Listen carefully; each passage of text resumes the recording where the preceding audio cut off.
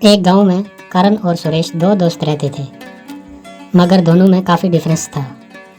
करण जहां एकदम गोरा और चालाक भी था और ऊपर से अमीर भी था, वहीं सुरेश एकदम काला कलोटा और ऊपर से सीधा साधा और हालात में गरीब भी बना दिया था।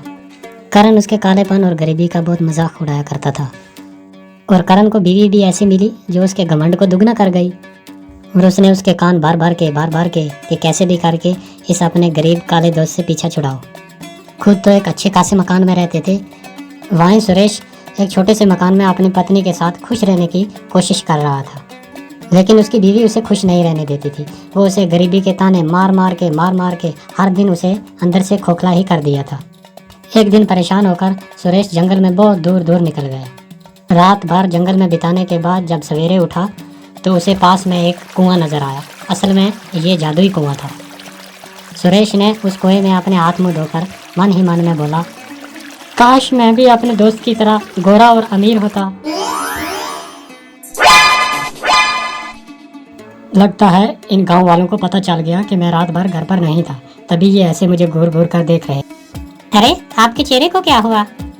क्या हुआ? कुछ भी नहीं। तुम्हारे ताने सुन सुनकर मेरे कान पक गए, इसलिए मैं जंगल में चला गया था, तो रात भर सोया नहीं, इसीलिए थोड़ा ऐसा दिखता हूँ। और क्या हुआ? अरे नहीं, थोड़ा नहीं, बहुत कुछ हुआ है। तुम तो अपने दोस्त से भी ज्यादा गोरे हो गए हो। क्या? ये कैसे हो गया? अरे ये तो चमकदार ही हो गया। मैं इतना गोरा कैसे हो गया अचानक एक रात में? फिर वो दिन भर सोचता रहा कि ऐसा चमकदार कैसे हो गया अचानक। फिर उसे उस कुएं की याद आने लगी और उस कुएं के बारे में पूरा दिन सोचता रहा कि ज़रूर कोई चमकदारी कुआं है वो। और यही सोचकर शाम को चुपचाप वो उसी जादुई कुएं के पास पहुंच गया और अपने हाथ पानी में डुबोते हुए बोला, आपने मुझे इतना गोरा बना दिया, थोड़ा दोस्त की तरह मुझे दान भी दे दो। ये बोलकर जब उसने अपने हाथ बाहर निकाले तो क्या देखता है कि दोनों हाथों में बहुत सारा सोना आ गया। फिर वो ये बात जाकर अपनी पत्नी को जब बोलता है तो वो यकीन ही नहीं करती, लेकिन उसके हाथों में इतना सोना देखकर उसे भी यकीन करने पर मजबूर होना पड़ा। फिर भी वो सुरेश से कहती है, सुरेश, जो मेरी शादी पे कंगन दिए थे वो कंगन कहीं खो गए हैं, तो तुम उस जादुई नदी में जाकर कहो ना, हो सकता है वो कंगन मिल जाएं। अरे जादुई कुएं में कैसे मिलेंगे जब हम वहाँ कभी गए ही नहीं। आज दिन तक मैं पहली बार गया हूँ जो वहाँ जादुई कुएं में खो गए हूँ या जंगल में खो गए हूँ। और बीवी की बात सुनकर वो फिर उसी जादुई कुएं के पास जाकर अपने हाथ डुबोकर पानी में कहता है, जब आपने इतना कुछ दे ही दिया है तो आप मेरी बीवी के कंगन भी दे सकते हो। ये कैसा चमकदार है? क्या ये जादुई कुएं आपका चमकदार है? हाँ बिल्कुल, मैं एक जादुई कुआं हूँ और तुम्हें जो चाहिए, जब चाहिए, जितना चाहिए, अपने लिए और अपने दोस्तों के लिए जो भी मांगोगे तुम्हें फौरन मिल जाएगा। आप सच कह रहे हैं? जादुई कुएं क्या? हाँ, लेकिन एक बात याद रखना, तुम अपने लिए या अपने दोस्त के लिए जो भी मांगोगे उसका तुम्हें दुगना दे दिया जाएगा। इस बात को अच्छे से याद रखना। अगर ऐसा है तो मेरा एक ही दुश्मन है और वो दोस्त है मेरा, जिसके पास अच्छा मकान है। मैं चाहता हूँ कि उसके पास और भी मकान हो और भी दौलत हो।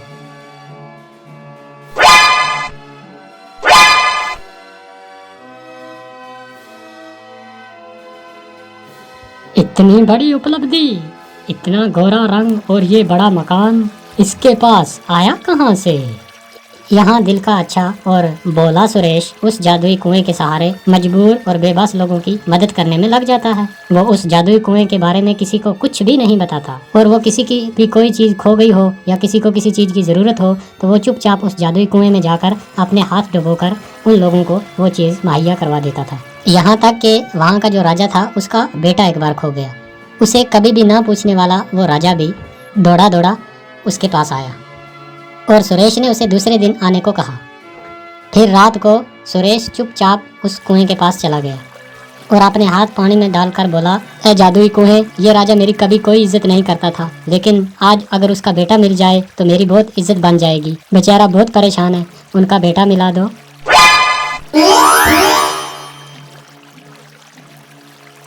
राजा का बेटा मिलने के बाद तो फखर से सुरेश की छाती चौड़ी हो जाती है और उसके चर्चे पूरे गांव में फैल जाते हैं। अब हर कोई उसे मदद मांगने के लिए पहुंच जाता है और सुरेश की चौड़ी छाती देखकर करण और उसकी बीवी बुरी तरीके से जल भुन जाते हैं। फिर एक दिन एक गांव के किसान की एक बकरी खो गई और वो बकरी किसान के बेटे को बहुत ज़्यादा प्यारी थी, जिसके दुख में वो बहुत बीमार पड़ जाता है। फिर दूसरे दिन वो किसान आता है सुरेश के पास और बोलता है कि मेरी बकरी खो गई है जिसकी वजह से मेरा बेटा बीमार पड़ गया है। आप मेरी मदद कर दीजिए, मेरी वो बकरी ढूंढ कर ला दीजिए जिसकी वजह से मेरा बेटा बच जाएगा। और सुरेश उसकी ये बात सुनकर उसे हौसला देता है कि आप फिक्र मत करें, कल सुबह आपकी बकरी आपके पास पहुंच जाएगी। उसकी ये बात उसका भाई करण गिद्ध की तरह नज़र जमाए हुए ये बात पूरी सुन लेता है।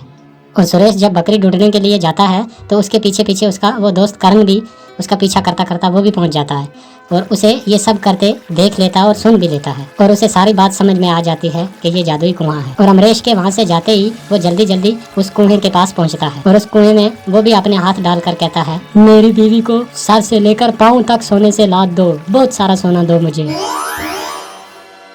धन्यवाद जादुई कुएं, अब मैं भी आपसे हर चीज मांग कर ले जाऊंगा। हाँ, मगर याद रहे तुम अपने दुश्मन के लिए जो भी मांगोगे उसका तुम्हें दुगना मिलेगा। मैं भला अपने दोस्त या किसी दुश्मन के लिए क्यों मांगूंगा, मैं तो सारी जिंदगी अपने ही लिए मांगूंगा। हाँ। और घर पहुंचने पर जब उसकी बीवी उसके हाथ में इतने गहने देखती है वो तो खुशी से पागल ही हो जाती है। इस तरह से तो हम दुनिया के सबसे अमीर तरीन इंसान हो जाएंगे और हमारी बराबरी का कोई भी नहीं रहेगा। अरे क्यों नहीं, वो सुरेश है ना, वो तो हमारी बराबरी का है ना, उसे उस जादुई कुएं का पता है। तो कुछ ऐसा करो ना ताकि वो वहां तक जा ही ना सके। क्या करूं तुम ही बताओ, आज तक तो आप ही की मान कर चलता रहा हूं, आज भी कोई सलाह दे दो। तुम ऐसा करो, उसे अपाहिज कर दो ताकि वो वहां तक जा ही ना पाए, फिर सारे कुएं के मालिक हम खुद ही हो जाएंगे। हाँ ठीक है, ऐसा ही करूंगा मैं। दूसरे दिन फिर खुशी खुशी करण जो है वो उस कुएं के पास पहुंच जाता है और अपने हाथ डालकर बोलता है, ए जादुई कुएं, मुझे बहुत सारे कपड़े साड़ियाँ दो मेरी बीवी के लिए। ए जादुई कुएं, मैं चाहता हूँ कि मैं ही आपके पास आऊँ, इसलिए मेरे दोस्त सुरेश को अधमरा कर दो ताकि वो यहाँ तक पहुँच ही न सके।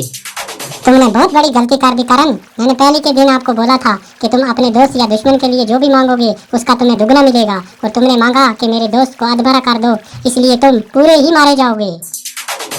अरे नहीं नहीं, गलती हो गई मुझसे। लालच में करण को कुएं की बात याद ही नहीं रही और उसने लालच में आकर अपनी जान से हाथ धोने पड़े।